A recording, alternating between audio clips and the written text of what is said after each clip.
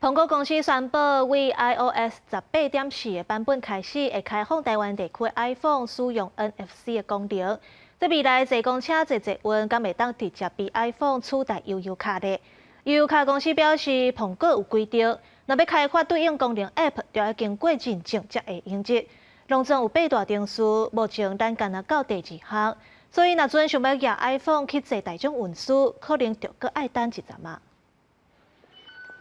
在台北捷运路卡入站，不过 iPhone 的使用者就要用手提实体卡才能通过。伫即马最近，苹果公司宣布，自从 iOS 18.4版本开始，开放台湾地区的 iPhone 用 NFC 功能，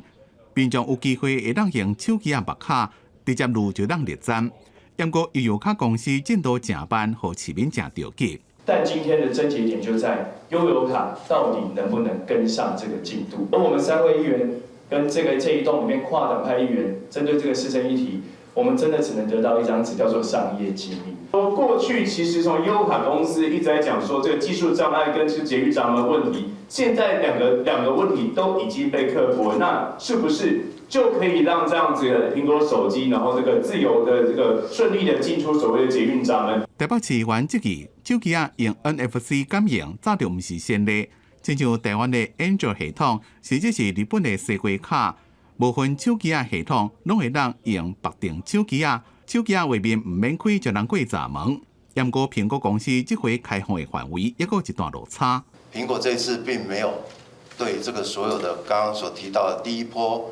这个7个国家跟第2波15个国家地区有提出这样的一个开放，我们也会来跟苹果公司来了解。其实这回悠游卡公司甲苹果谈合作，苹果公司有8大定数，包括送申请、签保密协定。所落来，我要负责开发相对应的 AppleNet 的程式，一个使用者的 App，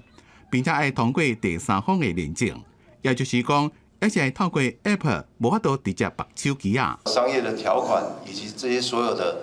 商业内容的一个确立，目前还在等待苹果公司